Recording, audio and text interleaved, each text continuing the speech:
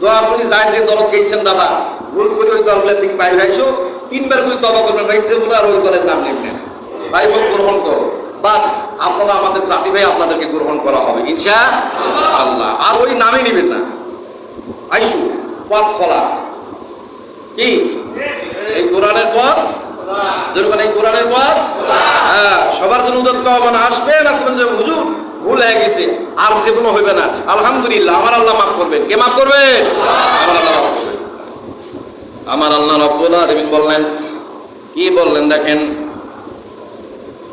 Oman কাফারা ফাইন্নাল্লাহা গনিয়্যুন হামিদ। আমার আল্লাহ পাক বললেন, ওমান কাফারা, যে ব্যক্তি অকৃতজ্ঞ, দেখেন যে ব্যক্তি অকৃতজ্ঞ, অকৃতজ্ঞ বোঝেন তো? একটু কথা কন ভাই, অকৃতজ্ঞ বোঝেন? যারা কৃতজ্ঞতা স্বীকার করতে জানে না। একটা লোক আপনার উপকার করছে, আপনি তাকে একটা ধন্যবাদও দিলেন না, এই লোকটা হলো অকৃতজ্ঞ। এই লোকটা কি কথা কয় না? এই লোকটা কি অকৃতজ্ঞ। এরা হলো অজ্ঞান মানুষ, যার কোনো হুঁশ নাই, তারাই হলো অকৃতজ্ঞ।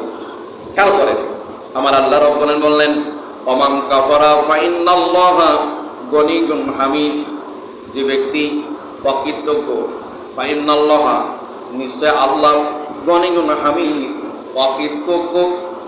অকৃতজ্ঞকারীর কৃতজ্ঞতা আল্লাহ গ্রহণ করেন না।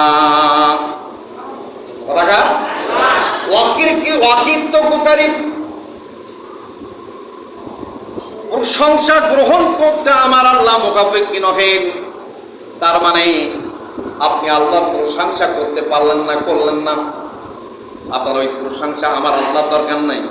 আমার আল্লাহর প্রশংসা করার মতো হাজার হাজার মানুষ, কোটি কোটি মানুষ দুনিয়ার জমিনে, আশরাফুল মাখলুকাতের মধ্যে সহস্র সহস্র মুসলমান আছে, মুমিন আছে, মুত্তাকি আছে, পরহেজগার আছে, আল্লাহওয়ালা আছে। কথা বলেন ঠিক কিনা? অতএব প্রশংসা যদি করতে হয় সেভাবেই করতে হবে, সেভাবেই। না বুঝাইতে পারি নাই? বুঝাইতে পারছি কি আমি? না আর একটু বুঝাইতে হবে? আর একটু বুঝাই নাকি? কি দিয়ে বোঝাবো বন্ধ? গরু বড় বিপদত ফেলাইলেন আমার। আচ্ছা ধরেন, কই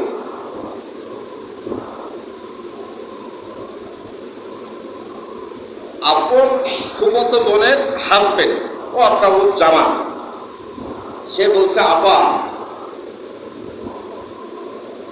ছাত্র আন্দোলনের যে সিচুয়েশন, আমি যদি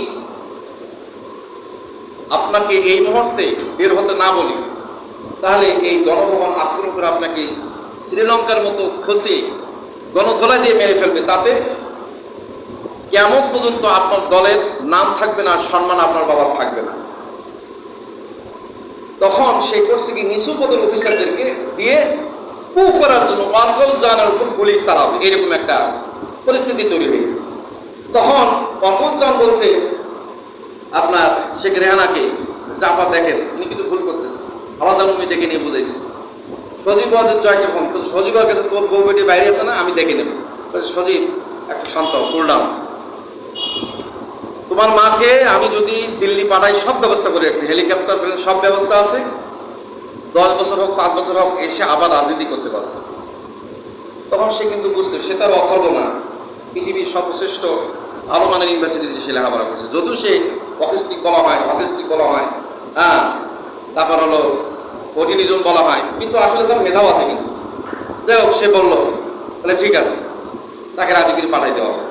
এখন দেখেন সে প্রতিদিন ইন্ডিয়া থেকে কথা বলতে পারতেছে কিনা। তার ক্ষতি কি করছে ওয়াকফুজ্জামান? সে কি করলো, একসাথে 2টা কাজ করছে, দেশের জনগণেরও উপকার করছে, হাসিনারও। এখন সে হিরো, এখন সে কি অরিজিনালি হিরো। আমরা তাকে সেলুট করি। যে সেনাবাহিনীর প্রতি আমাদের একটা ক্ষোভ ছিল, এই ক্ষোভটা এখন কিন্তু আর নাই। 15 তারিখের একটা ভয় ছিল, সে ভয়টাও কেটে গেছে ইনশাআল্লাহ। তাহলে যাই হোক, যে এই কথাটা আমি এই জন্য বললাম, যারা হলো ওমান কাফারা ফাইন্নাল্লাহা গনিয়্যুন হামিদ, যারা অকৃতজ্ঞ, আল্লাহ পাকের প্রশংসা আদায় করতে জানে না, আর এই সমস্ত লোকের প্রশংসা আমার আল্লাহ গ্রহণও করেন না, এদের মুখাপেক্ষে আমার আল্লাহ নয়। যখন আল্লাহ পাক আবার আপনার উপর মুখাপেক্ষি হবেন না, তখন আবার আপনার তকদির চলে যাবে। এই জন্য সর্বক্ষণ আল্লাহ পাক যাতে আল্লাহ পাক আমাদের কৃতজ্ঞতা গ্রহণ করে, এই জন্য আল্লাহ পাকের রাজি এবং সন্তুষ্টির মধ্যে থাকতে হবে ইনশাআল্লাহ। করে